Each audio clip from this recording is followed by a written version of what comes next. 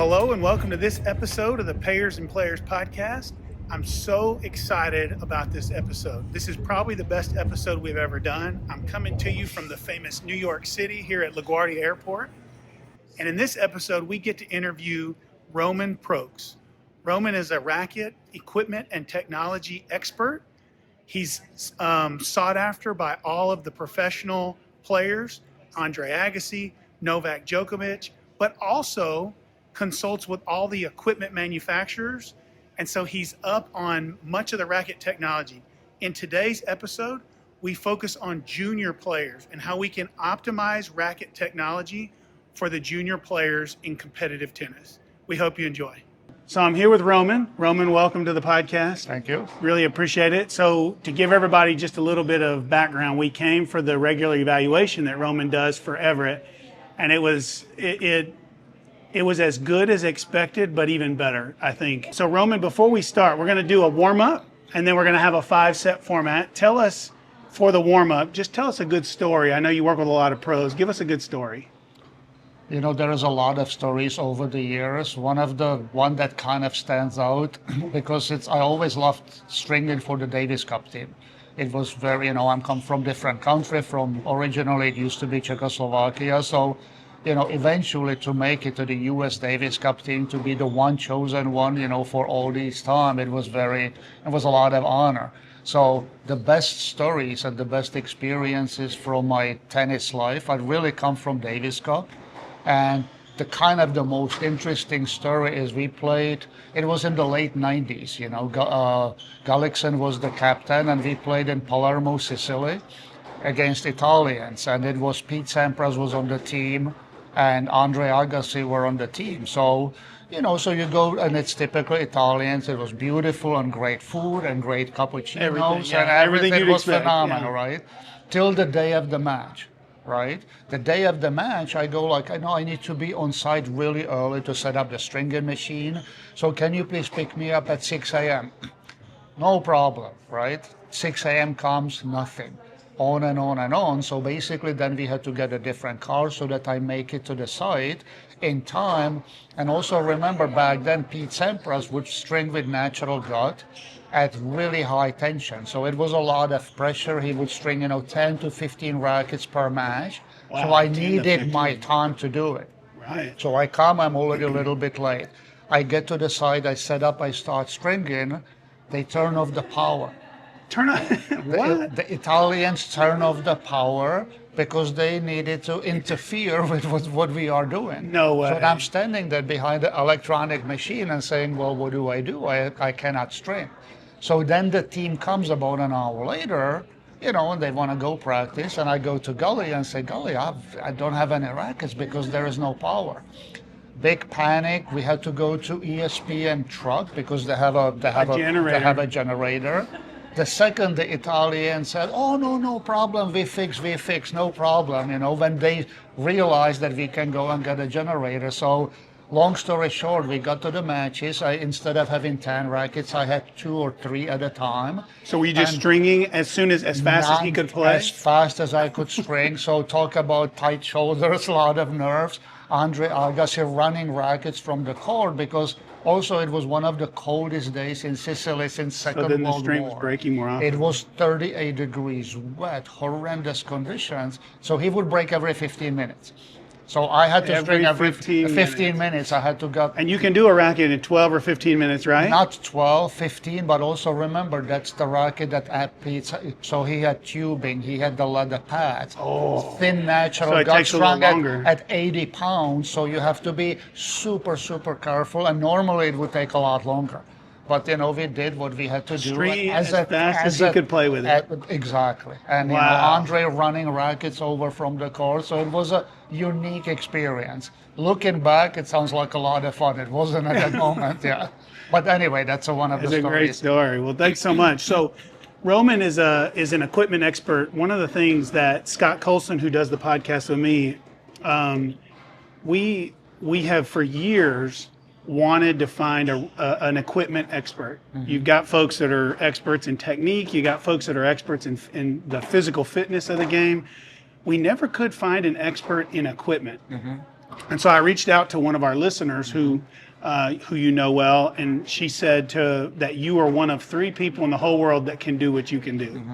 And so for the folks listening to the podcast, we have an equipment expert, and today we want to talk about the frame, the string, the grip size, and a lot more. So let's start this way. And there are a lot of parents out there that take their children to pros who were pro players, who are now teaching pros, and they may have played 20 years ago or 10 years ago. And many of those pros, and I had one do this with my child, it resulted in an injury, they always recommend heavier the better. And so just for the viewers out there to know, what is the guidance and what are the trends now in pro tennis with weight of the racket?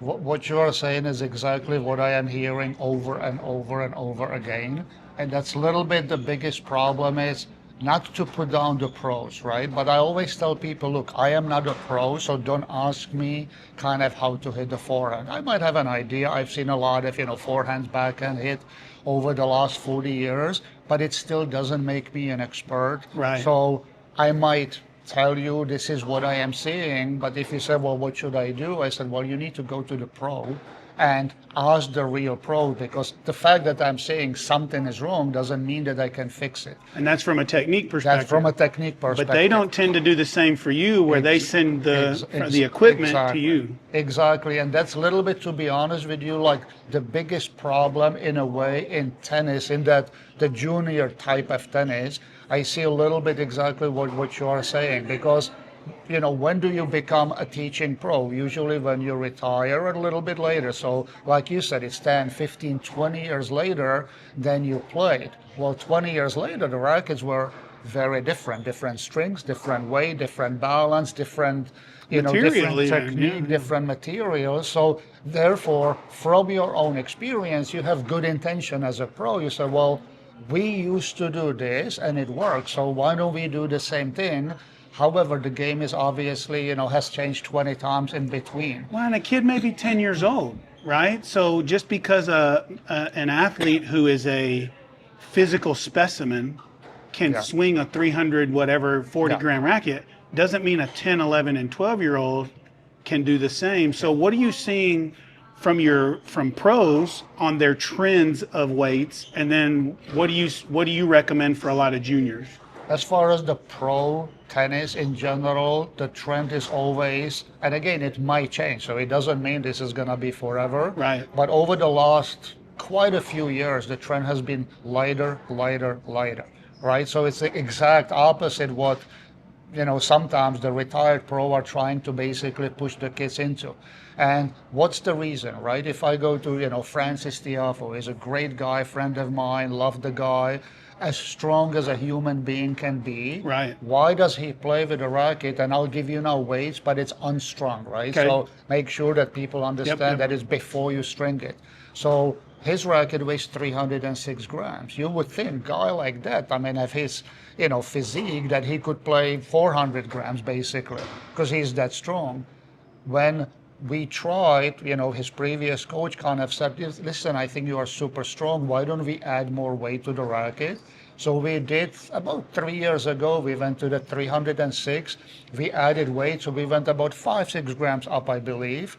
And he tried it, played with it for 3 or 4 months. And then he said, I can't play with it. I cannot get around the ball fast enough.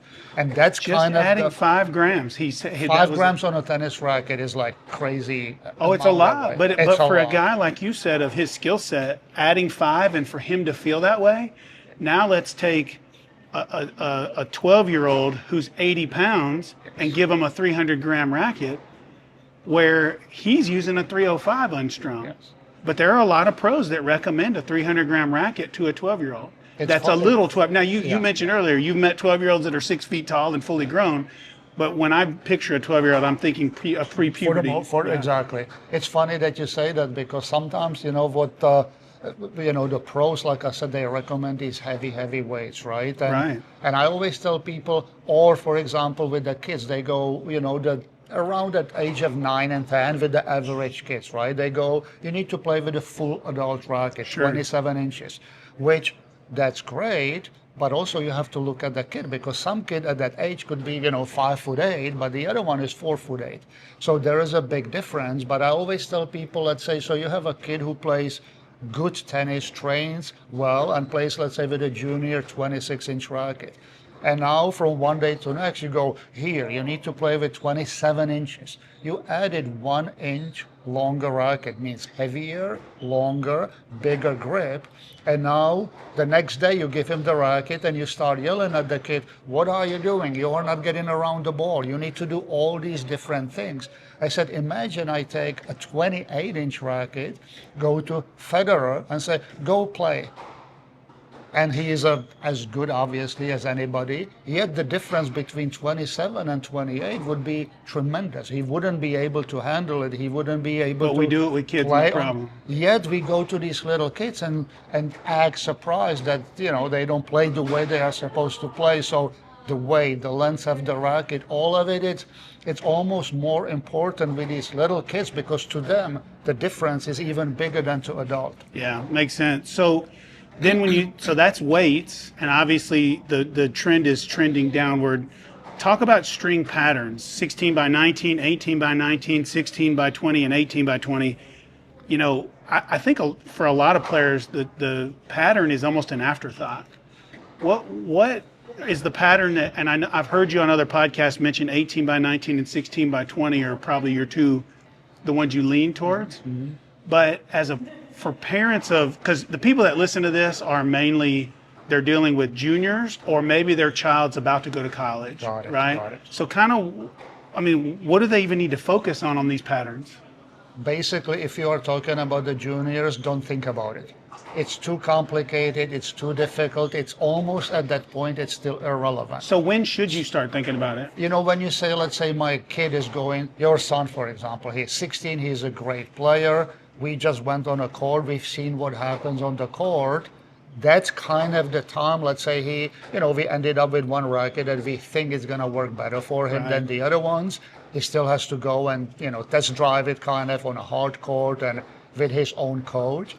But let's say so this is the time kind of when we have to start pinpointing, not only that's the racket. The next thing, we talk about strings. What strings? So we said maybe this one, maybe that one. We talk about tensions, and he'll be basically set. However, he's gonna get used to this racket, and he's gonna get bigger and stronger and put on, more muscle.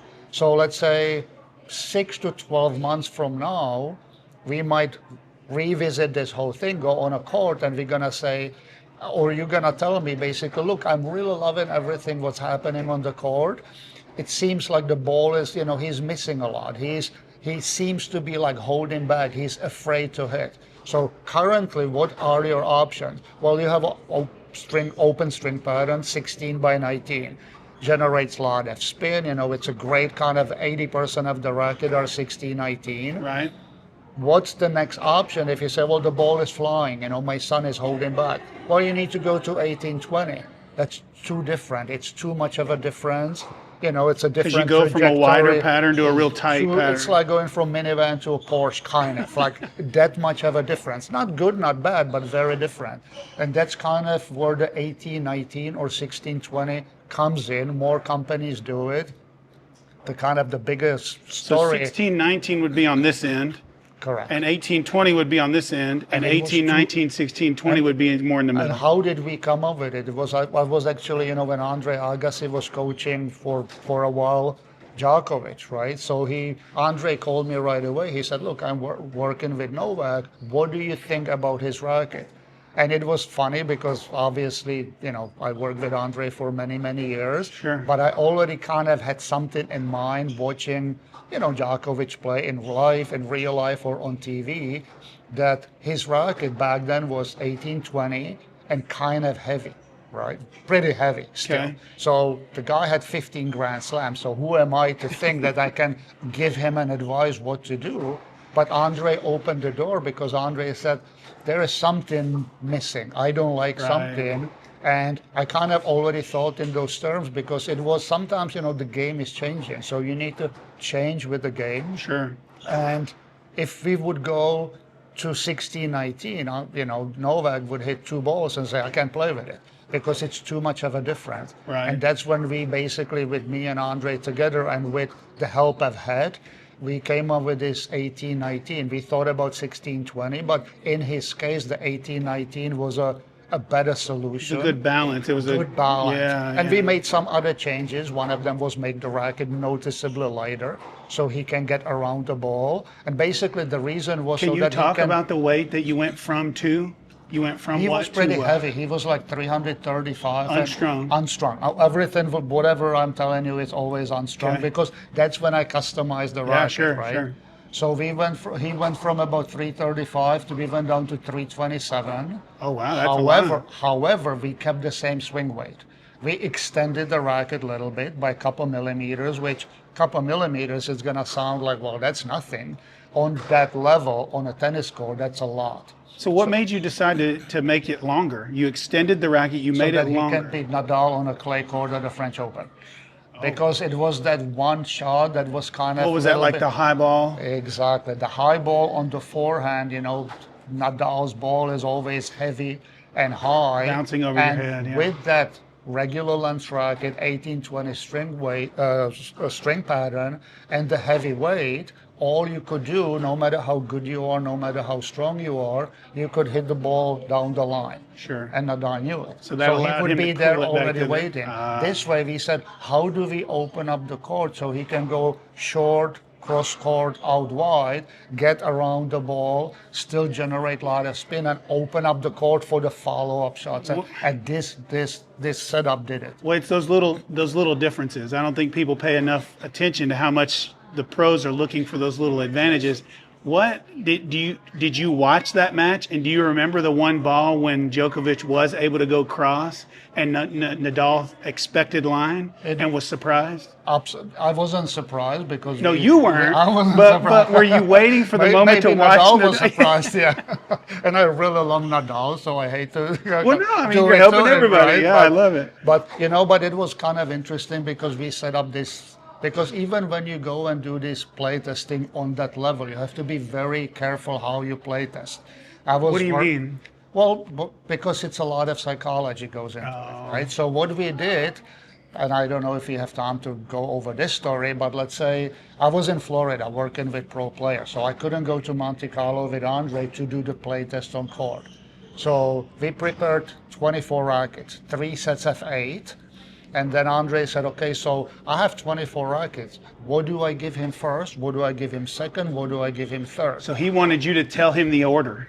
And why does it matter? Because if I give you a choice of 24 something, you're going to try 1, 2, 3, and then you're going to get a little bit impatient and you're going to get tired of it.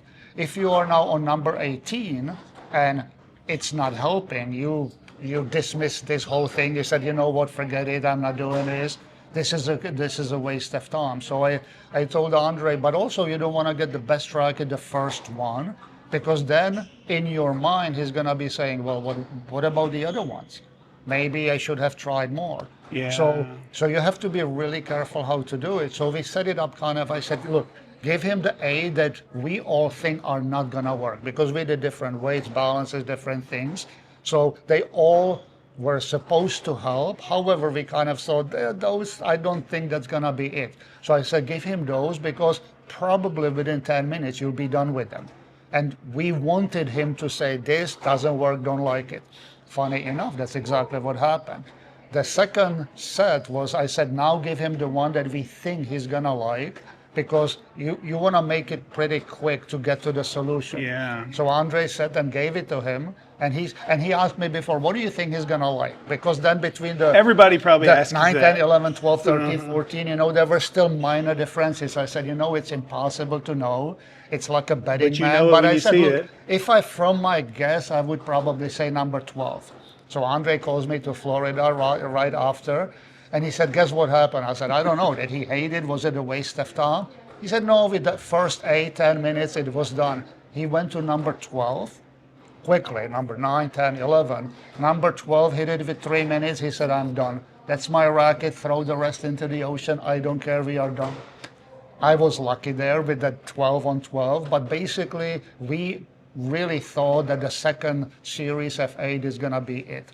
And he never looked back. And you placed them there on purpose. You didn't put them first or last. No, you have to be very, very careful how you do it, how you do the whole setup, because of these reasons that I just mentioned. Yeah, that makes total So sense. on that high level, it really, you have to, put the psychology. You have to know the player. You did it a little today in the evaluation you did with mine. I'm sure you knew the ones that weren't going to work and started off and let them be the throwaways. Exactly. And by the time we got to the ones that you thought might be the right one, it was right around the right time too. Sometimes you need to a little bit, because again, if I bring 10 rackets on the court and 3 minutes later I tell you, okay, we are done, the racket is perfect, you're gonna look at me and say, well, why did I come here? Maybe what about the number 2, the number 3, and then you're gonna go downhill.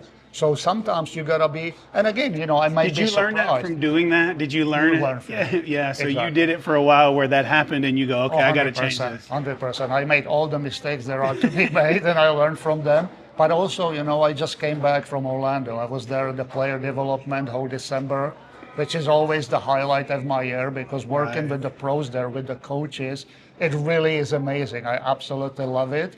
There is not one day that I don't learn something new. Even though I've been doing it for so long, listening to the coaches, watching what they are doing, how they are talking about movement, feet, approaching, serve and everything, I never stop learning. And that's because then it helps me in what I do. Sure. Why do you think more people don't do what you do?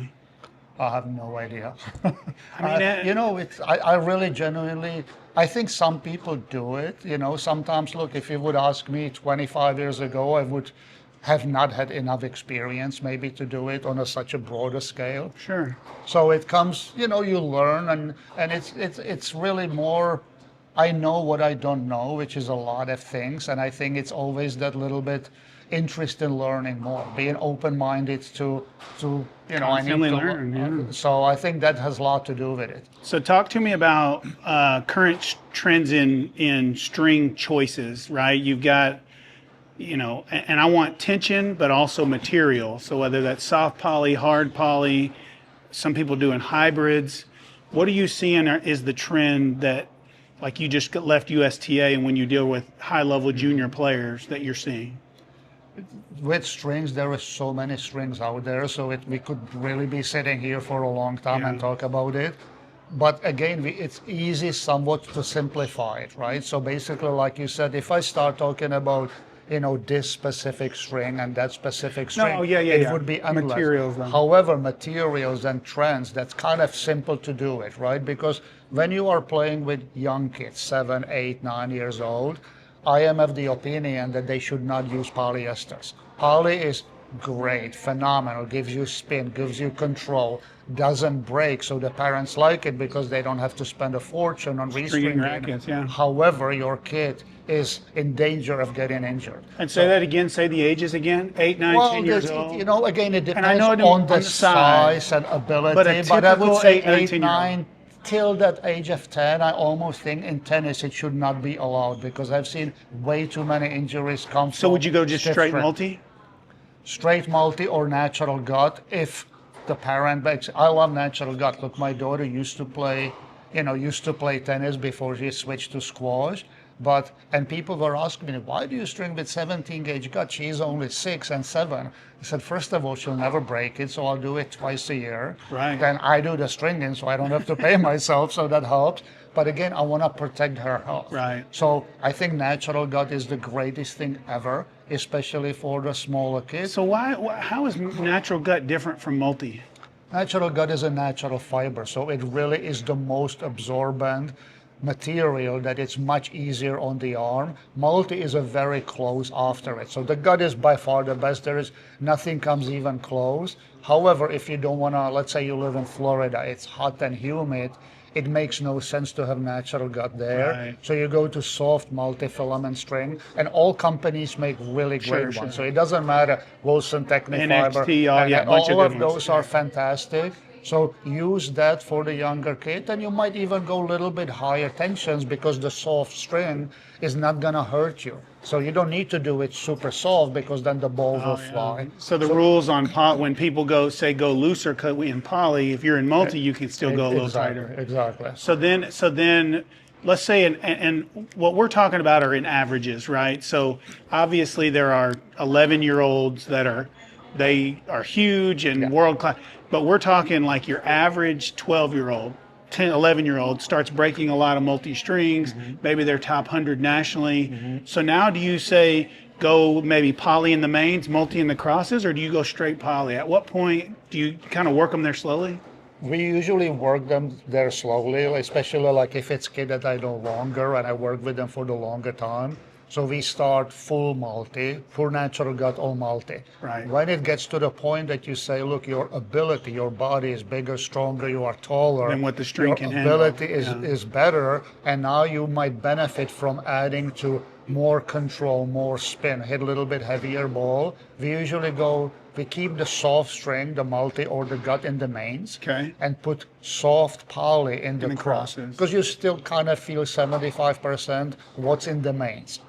You play with it as long as it works for you, and you might get to the point that you say, I got bigger, stronger, older, so I need a little bit more spin, a little bit more shape. So you flip it around. Poly in the mains, multi in the crosses. Poly in the main, exactly. Softer poly. You never want to go with your. And so then what is stiff it? Poly. Do you go all poly when the mom comes to you or the dad and says, my kid's now 13 and they're breaking string 2 rackets in a practice? Yes. And now it's like, okay, let's get all poly. Two different reasons, right? Basically, that's the main reason, because it gets to the point that as they depends again how they are hitting. Because if you have a more of a flat hitter, which you don't really see, then they won't break string as much. They won't break strings as much, so they might stay with it and look at Djokovic and Federer and Serena. They all play with hybrid the whole life, so it works. Except on their level, they don't care how many they break. Can just so like you mentioned earlier at the Davis Cup.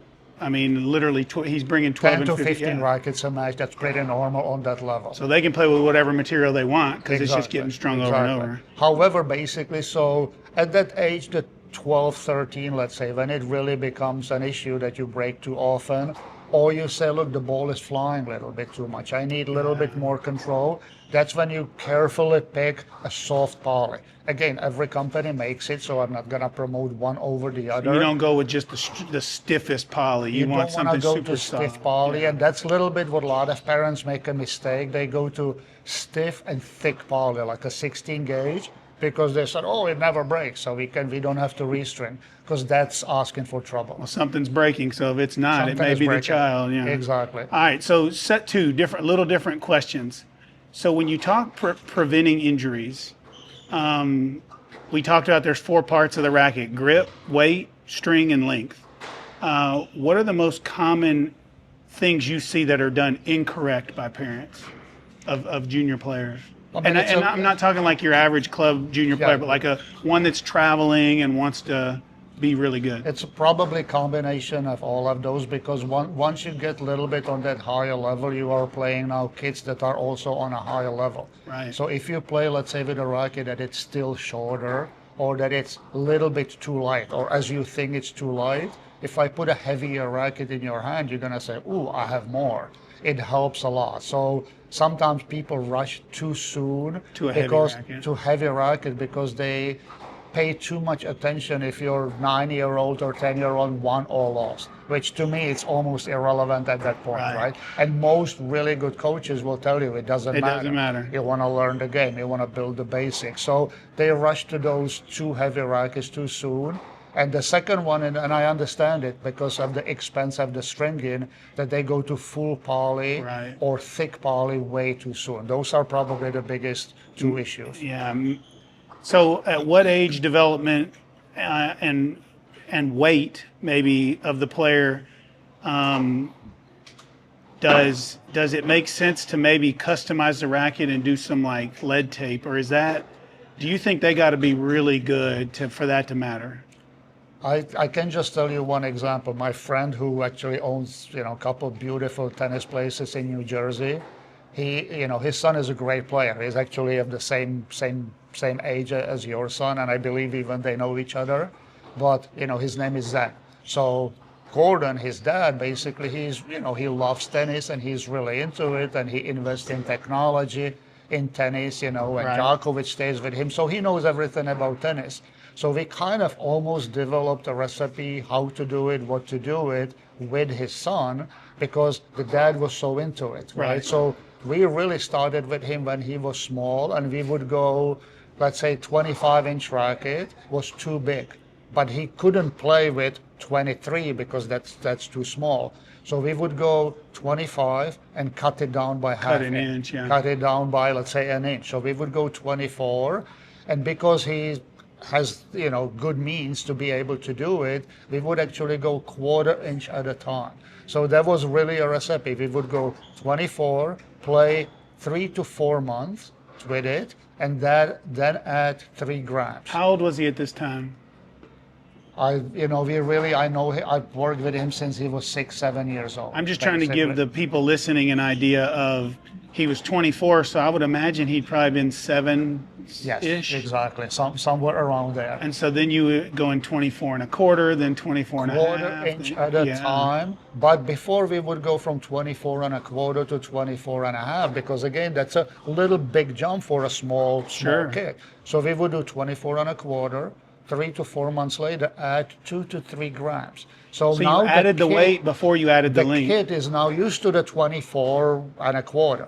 Now I add 2 to 3 grams. There is not that much change in his game. It kind of feels the same, but he's already getting used to that little bit added weight. Right. So now when we make the next step, go to 24 and a half without any added weight, because by the nature of being longer, breaks even, it yeah. already kind of breaks even. So we made these very small steps.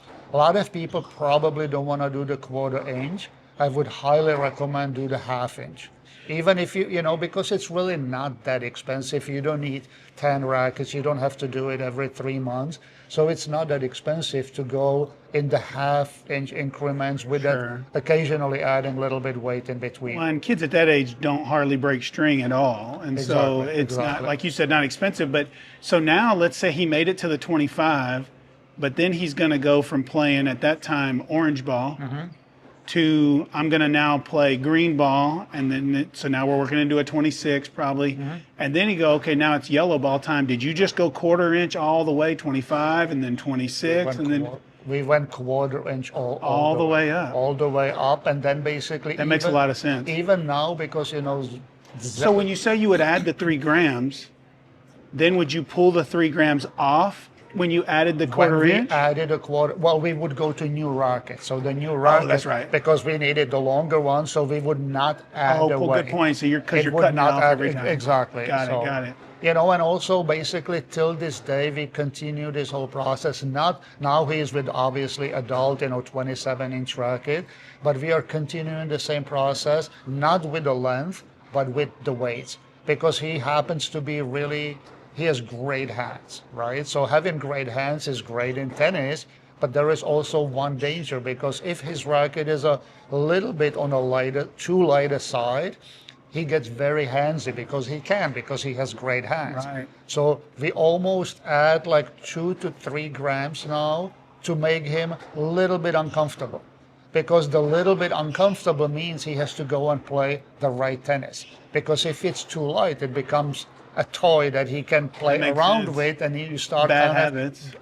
having bad habits. Yeah, makes sense. So for parents that didn't step up like that, let's say they have a 10-year-old, do you think that there is some correlation between weight of the player and weight of the racket? I mean, a player that's, say, 60 pounds shouldn't be swinging a 300-gram racket. Correct. So give them an idea, if they have a 60-pound child out there that's starting to play yellow ball tournaments.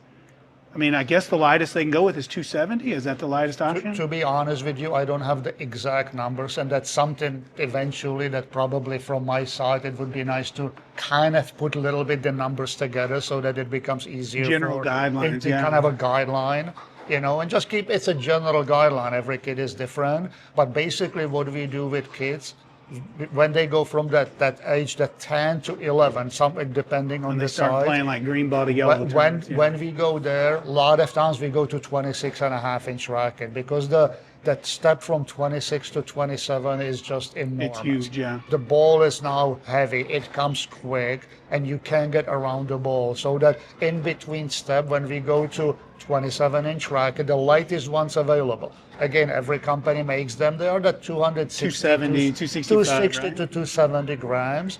We cut it half-inch. Whatever weight we cut off, we replace it so that it doesn't become too heavy. How do you replace it? We'll just put a little silicone. So if I cut off 5 grams, let's say, Silicone in the grip. less, I just put silicone in the grip so the weight stays the same. However, it becomes more balanced, so it's easier to get around the ball. And they play with 26.5 till the coach says it's time to progress to 27, and then we go the lightest possible. What's the coach looking at to say that? Like, what would the coach notice is happening to feel that way? Probably just not enough weight behind the ball that they say, look, they are playing already tournaments. They are playing kids that are sometimes a lot bigger, and there is not enough weight behind the ball. So they have to almost then do too much work with their body. They have to kind of push the ball because the racket doesn't deliver it. Yeah, similar to what happened in the evaluation today. Exactly, but one has to be really careful because you don't want to rush it. If anything, rather be a little bit late with this change than too soon. Well, that's why we're not here till now. I told Everett, I feel like we've done a lot of good things in technique, in physique, in all realms, but we weren't getting anything out of the equipment.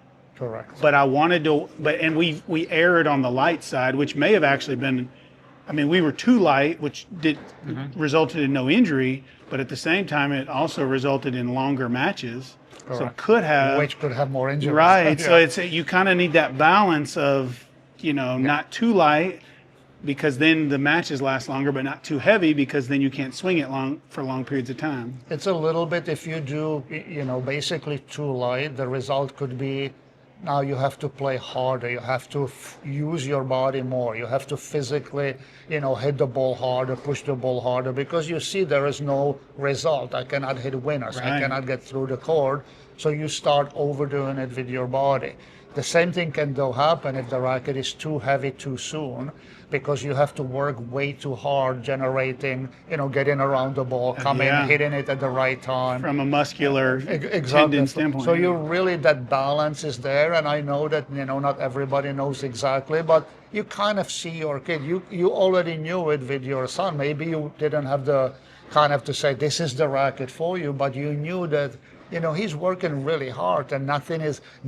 The result's not making it across the net. The result is not happening, Yeah, he was hitting a ball that you could just see the effort wasn't resulting in the ball making it to the other side, penetrating and doing damage. And it was interesting because, we see it from the side, but we obviously, the pro that we used was a, former top 100 in the world.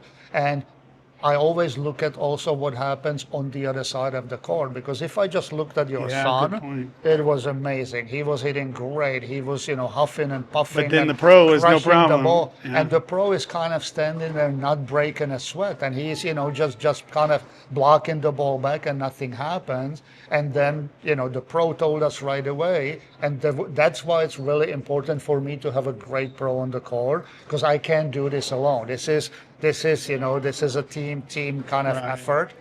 And we got to the point that the racket that worked was like night and day, that you saw it right away. The first pro 5 was on balls. his back foot, and it was saying, "Whoa, now And ball was jumping now up you are high. hurting me. Now you are hurting me." And the player didn't change anything. Exactly. Right? It was And awesome. the whole idea behind this basically is for the player, for in this case for your son, it's don't use so much energy because you don't have to. So you deliver 80% energy, but the other guy, you want to be using up 100% energy on his side, as opposed to the other way. Yeah, and I had not thought about that. Yeah. So when you think about, I had told Roman the questions ahead of time and thinking about pre-puberty, during puberty, and after, right? Because during puberty is kind of when the majority of injuries happen.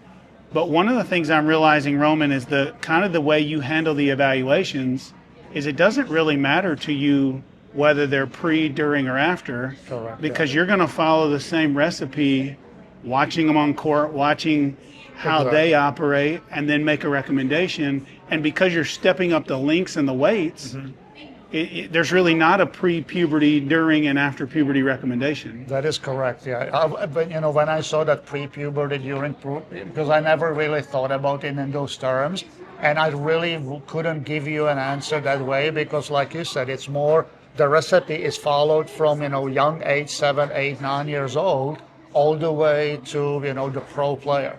Yeah, and I wouldn't have understood it. I feel sorry for the people that are going to listen or watch this because I wouldn't have understood it without going through the. Got it. Yeah. Now, watching it on court, it makes total sense. Got it. Are there any considerations, though, between males and females? Yes, in a sense, basically the same recipe, what we just talked about, nothing really changes. Everything is the same. Girls in general, let's say, again, I work with a lot of, female players, 13, 14, 15 at USTA and, college level players.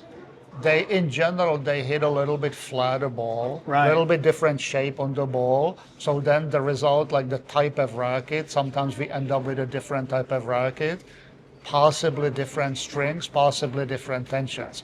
For the most part, to be honest with you, most, and not all of them, but girls and and female players string a little bit tighter than guys because guys have a tendency to hit with more spin and control the ball through that shaping of the ball, so they can get away with lower tensions. Use Jack Sock, for example. If you remember how he played with that heavy spin, he could get away with stringing at 30 pounds or even lower. On the women's side, in general, they string a little bit tighter because they hit A little flatter. a little bit flatter. They drive the ball, so they need to have the ability to not be afraid to hit. Well, so they string tighter. It makes total sense too. I mean, in the guys' game, if the majority of the energy is moving upward, or not majority, but a lot of it, then you're going to need a little looser string Correct. to still penetrate. But if you're a little flatter, then you can go with a tighter string. But you can also go with a racket like I hear players talk a lot about the pure drive and the way that it's so easy. But that would be difficult to do if you're trying to add spin, That right? is correct. All of it is exactly. So for you, right. you're saying the consideration is because the girls' game's a little flatter, that opens up some rackets that you may not necessarily would recommend to the guys' side. Correct. But then on the guys' side, because they play a more spin-centric game, there are rackets that you wouldn't recommend on their side. That is correct. That makes is total correct. sense. Yeah. So you just got back from USTA. What were there any trends you saw there that you thought, that's a little different than what I thought a month ago? Not working with USDA again because you're working with the best coaches, the best players, so it's always a lot of fun and paying attention kind of to what works and what doesn't work. But I didn't really see a different trend than what I've seen a month ago or even maybe a year ago. In general, for example, like Madison Keys, right? She just switched her rackets to, something because what she had was phenomenal. Obviously, she had amazing success, but the racket that she played with required a lot of physical work, right? She had to on her part. So now she said, look, I am not getting any younger, and all this stuff. How do I stay in the top 10? How do I beat Sabalenka? How do I stay on that high level because I cannot deliver every single I step on a court 100% because it's impossible. So just like me, a racket that does more work for you. So we need to get a racket that does more work for you without going to rackets that does too much work for you. Yeah. So you really have to be very, very careful to just do these minor steps can make a big difference. Yeah, that makes sense. So one of the viewers that sent in a question wanted to know, like they've got a child has 5 rackets in their bag. They string all 5 before the tournament. How, does the string break down just sitting in the bag, or does it have to be hit with in order to be broken down?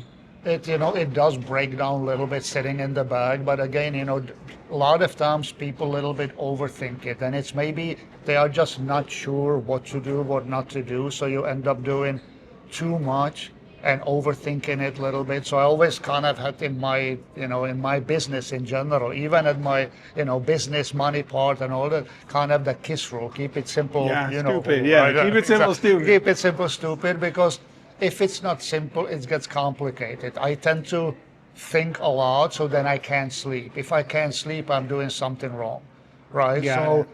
it's keeping it simple, but again, you need to be knowledgeable so that you can keep it simple. So don't worry about the rackets in your bag. But in general, let's say, I always tell kids, first of all, it should be the kid's responsibility. I said, don't look at your mom, No don't look doubt. at your dad, don't yell at them that all your strings broke. That's your responsibility. So take ownership.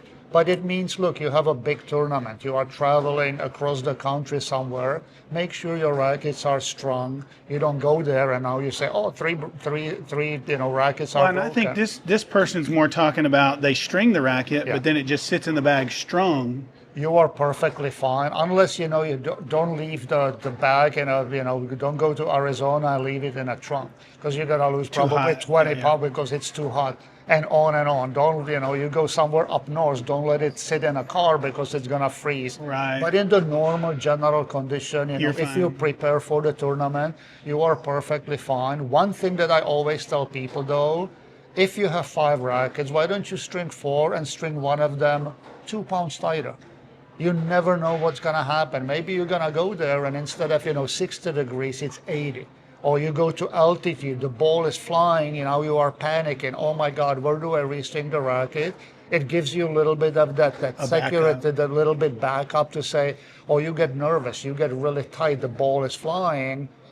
You just flip up that one racket that is 2 pounds tighter and it gives Yeah. you that security. And now it gives you time to go and restring the other one if you need to. Yeah, that was one of the follow-ups. People wanted to know, do you have any opinions on altitude?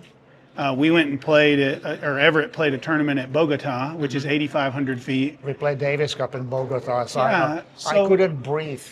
Well, he couldn't either on court. It's so tough, yeah.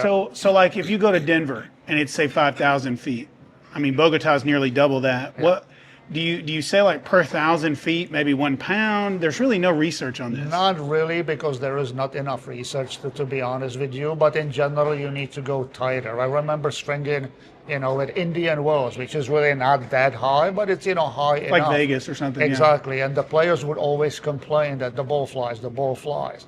Andre would always say, look, I can't train in Vegas when he played because the ball flies. So it's not real training because it will be different. So he had to go to California to train. In general, you want to go, 2-3 pounds, a little bit tighter. However, funny enough, and what I was just telling you that I always learn, I had a girl really 2-3 months ago ask me, I'm playing, it was in Tucson. I'm going to Tucson, what should I do? I said the standard, string couple pounds tighter. She came back and she said, funny enough happened because I couldn't control the ball. So I went lower, I could spin the ball more, the ball was sitting longer on the string bed, therefore I could control it more, which was something new even to me. Just because played spin. I never heard it because she created more spin, therefore she was able to control it with the lower tension. That But makes sense. in general, most people, and including me, would say, listen, it's high, go a little bit tighter. Well, that's what I told him. But then Yeah. when we got there, if it would go a little deep, I said just hit a little more spin, like what you said. You have to control it with because it's spin. on clay, And it's so- funny because, working with Andre the whole life, obviously, he always said, look, if you, let's say we need to string at 60 pounds, right? Back then, everybody strung tighter. He said, if I need to make a mistake, and let's say you can do 60, I'll always rather prefer the lower tension because I can control it with spin. If it's too tight, the ball jumps off too quickly of the string bed, and there is nothing I can do about it. Huh. Okay. So I hear for set 3, I want to talk a little bit about string, and I only have 2 questions. You talk soft versus stiff poly, but can you just give 3 examples of very soft poly that you like? And I know there's a bunch, but just what are 3 examples? Exactly. There is a bunch, right? And still going back to the strings and a little bit the trend, what we've seen, what we started seeing what Feliciano Lopez started doing this 20 years ago, and we said, "What are you doing, Feli? That makes no sense." That he started mixing different polys together. Like a stiff and a soft. Obviously, that grew and grew and grew, and we started working with it, and that's a really phenomenal way to kind of get exactly where you need to be. Right. Because before it would be hybrid meant soft and poly, right? Either gut or multifilament and poly. But eventually the difference, you need to go little smaller steps. So we would start mixing softer poly, harder poly, and had great success with players with it. Yeah, and so what are 3 examples of a soft poly? Solinco Hyper G Soft is one of the things that we almost by default recommend to kids when they need to go to full poly, is go to Solinco Hyper G Soft because it's that soft. It's a bit mushy, right? But it's still poly, so we recommend that one. Then you can go, for example, from Luxilon Element. Soft, comfortable, doesn't give you maybe as much spin, but super soft, nice, nice poly. Technifiber Red Coat. Very soft, very plush, very kind of safe on the arm. And then on the other hand, you have... That's what I was going to ask. What are 3 examples of very stiff poly? A lot of, younger kids, and we had a pro shop some time ago in Long Island where we had a lot of, 17, 18-year-old big hitters, and they break strings all the time. So they like to go to Solinco Tour Bite 16 gauge, kind of a dead string, but it doesn't break. So it's a very stiff one. Luxilon 4G, another really great strings, in my opinion, if you mix it with something, but standalone, it's a very firm, poly that you probably won't break much. That makes sense. So we're wrapping up. I want to give you 4 players, and you tell me like 3 rackets that you would immediately, like you talked about the 12th racket for Djokovic. Yeah. So what are 3 that like it's probably going to be in this realm? I know it won't be exact, but that's a tough one. That's a tough one. I know. You're putting me on the spot here. So let's say we've got a 6'3", 16-year-old between a 9 and a 10 UTR, plays a little flatter because he plays indoor a lot, and but likes to play aggressive, finishes points quick, a good mover, and it plays a one-handed backhand, and he's a lefty. Oh, that's a lot of... That's being very exact. Just basically, I would probably break it out a little bit by 6'3", strong, likes to come into the court, plays likes on to play in the net. Yeah, exactly. serve a volley some. I would go to denser string pattern. If 1819 was available, like for example, Technifiber makes that, the Medvedev racket, that's a 1819, 305 grams, great control, you can still spin the ball because of the string pattern, and you can really kind of come into the net, you can maneuver it well. That would be one of the ones I would immediately, if I could bring 3 rackets to test. And give us one more. Wilson Blade, for example, the V9, the Blade, probably the 1820 because the 1819 is only made for pro players that they make it. But the 1820 Blade would be a fantastic one to try. Would the Pure Arrow be in there anywhere? Pure Arrow, not for this type of the player because that's more standing and having space, some clay courts being back in the court. But if you want to go, let's say, to Babolat, I would try one of the strikes. 98 head size, 1820, because that's a kind of for a flatter striker, that's a really, really good, good racket. Well, I know his dad will be listening, so he'll appreciate the thoughts. All right, so now on the flip side, now I've got a 10-year-old, 60-pound, 5-foot player that's around a 4 UTR, playing about 8 hours a week, playing yellow ball. I would go with the light. Basically, there's not that many of those really light rackets, but I would almost go more by the weight of the racket. So if you can find a 260, 270 is almost up there, but 260, 265, Solinco Blackout. Still a 27-inch, or would you even go a little shorter? If I could go shorter, I would go shorter. But let's say you don't have access to going shorter. The lighter, the better, basically, with the adult racket. Babolat has the Arrow Light. That's 260, I believe. Wilson has the Wilson Ultra UL. Any of those UL, those really lighter rackets, and then you just go and see which one works for you. and almost keep it simple. Don't overthink it, what this and that. Right. You really want to go to the light racket, hopefully not too head heavy, because if it's too head heavy, it's gonna feel heavy.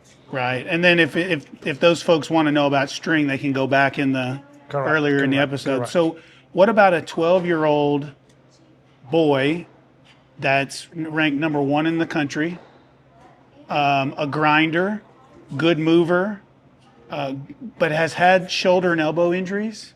I would say average power, but really wins via grinding and spinning and staying back in the court. I would go almost to something that gives you a little bit easier access to power, but not overpowering. So again, to use, if we went on a court with 3 rackets, I would take something like, any of those Yonex, the E-zones or the V-core, because it gives you enough power to stay behind the baseline and stay in the back and kind of grind, but you don't have to work crazy hard because the racket gives you enough power. That one, you can go to the bobble art, let's say the Aero team, maybe the heavier, probably the team, the little bit lighter one. You can always adjust the weights, going a little bit higher. Any of those rackets, the Solinko Blackout, again, the 285, anywhere that 280, 285, 290 grams, somewhere there, I would probably try those. Wilson Blade 100L. Phenomenal racket as well. So any of those, I would try and see which one fits better. Got it. Okay, and then the last player, a female 18-year-old, number 1 in the country going into college. So she's probably going to be an 11 and a half UTR, I would think, 11, somewhere in there. And easy power, hits a little flatter. What would you say? I can tell you exactly which one because I You've have seen that a bunch. Because I've seen it last month. We had the girl basically exactly that's 5'10", maybe 5'11", strong girl, great player, big serve. So she kind of wants that serve to be big, but hits a little bit, likes to drive the ball, hit through the. So she tested one of the Yonex V-Core, loved it for the power on the serve, but she wasn't able to control it enough during the match. So she started holding back a little bit. So we tested the new head gravity MP. There's different gravities. And it was that absolute perfect match with enough power, with great control. So that was a phenomenal match for her. You could also go to the Blade 100, 1619, 300 grams. Any of those rackets that are not too much power, but enough power so that you can hit through the ball. That makes sense. Okay, so the last thing I want to ask you about, and this is more getting to know you and seeing just how wise you are and how good you are at what you do. How are you making sure that what you can do when you retire doesn't stop? I mean, It probably will stop. no, how are you extending this? I know your son is a little bit into what you do. My son, if basically it's really hard to kind of translate this and to teach the experience and stuff. But if anything, it would be my son who is, runs the shop in Orlando, because he's also doing these on-court consultation, maybe not on all levels, but he's doing it. So he understands the racket, he understands the strings, he understands all how this, they all impact each how other. it impacts each other. And so basically, if I say now, you know what, give me 2 years to basically, Apprentice you, yeah. Exactly, to pass on this information, I would have to give it to my son because he's already at least halfway there. It would be difficult to go and start teaching somebody from the beginning. So he would be the person to do it, but he would need to spend a couple years with me of doing, not just talking about it, but doing it, being on the court and saying, you see what happened here, you see what happened there. Yeah, and I'm going to tell the viewers in the intro for this about the evaluation so that more people can reach out to you and get an evaluation.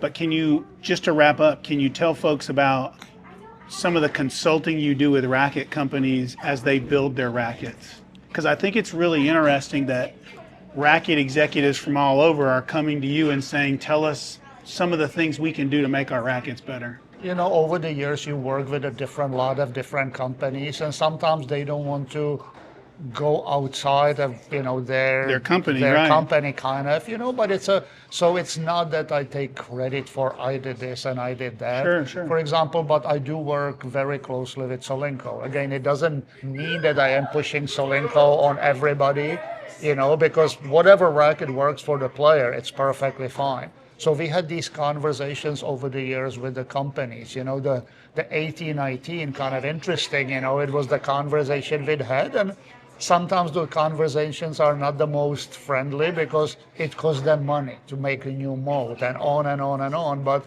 the end result is it was done and it worked. So interestingly enough, now you have more players from different companies now playing with 1819. Right. Another one that I always kind of my little thing is, it's I still think that the racket should be a little bit longer because to me it always does. And again, Then the 27 inch? I could be wrong, completely wrong on this, but to me it's really strange that you play with short rackets and then you switch to 27 inches and you are 10 years old and you are done. Why? You're still growing. You're gonna be a foot taller probably by the time you're 18. Yeah. So, in the late 90s, the early 2000s, most of the players I used to work with, but you are talking number one in the world, Marcelo Rios, Nalbandian, all the Swedish contingent, You mentioned Serena, yeah. Venus, Michael Chang, they used to play 28 inches. It kind of went away. Why? Well, it went away because, back then the rackets were heavy and then you made it an inch longer. So it created too much pressure on the arm. Oh. And then it was sold to the public and the public didn't have the ability to handle the weight with the lens. So a lot of people got injured. However, now with the lighter rackets, with the materials, They could with go back to the everything, 28. I think, and you don't need to go fully to 28, but I think almost like tennis rackets at 27 and a quarter is like that perfect length, So to be honest. do you extend rackets for players? I know you had mentioned earlier, I but do. Because sometimes, let's say, Babolat used to make the Arrow, the one that Jack Sock used to play with, the Arrow VS. They also used to make it in 27 and a half. So a lot of players play with it, Right, 27 and a half. But they stopped making that racket, so they only make that older model for pros at 27. But they got used to the longer one, so we extended up to half inch. Anything over half inch becomes too unstable for us to extend. yeah, and obviously this is probably something you could really study, but the length, I wonder how it changes the flexibility of the racket. It changes a lot. Length, I always tell people because they said, can you make it longer? I said, yes, I can, but it will change everything what happens on the court. The distance, the weight, the balance, the swing weight, your distancing on the court. Do you have good feet? If you have really good feet, you can handle longer racket. If you're kind of just standing there, you're gonna get jammed, so it's gonna bother you. So it really depends on a lot of different things, and it changes everything. However, as you are progressing from 26 to 27, I think that there is still an opening for going still that one little step beyond, longer, yeah. a little bit beyond the 27. But I could be wrong. No, it makes total sense. It makes total sense. Well, thank you so much for having us. This has been fantastic.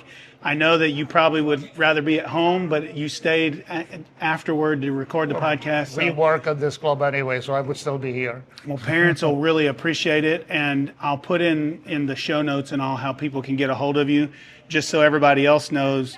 I was recommended by a parent, just reached out via email, and we set everything up. So it was a great experience, and we really appreciate Glad everything. you liked it.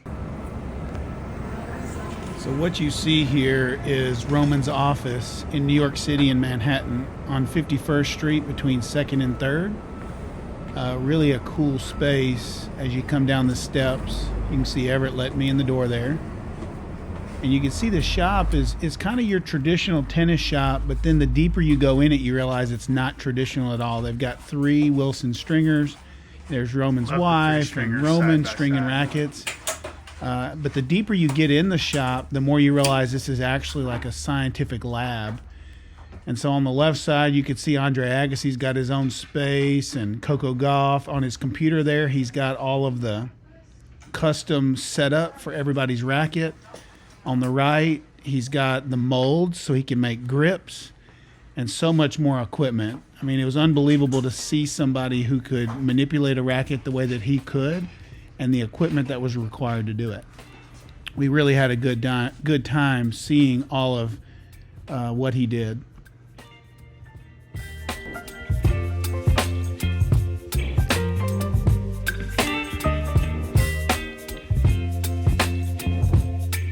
Baby, you give me ice and fire. You're giving me wind and rain. You're some kind of butterfly. Baby, you give me midnight.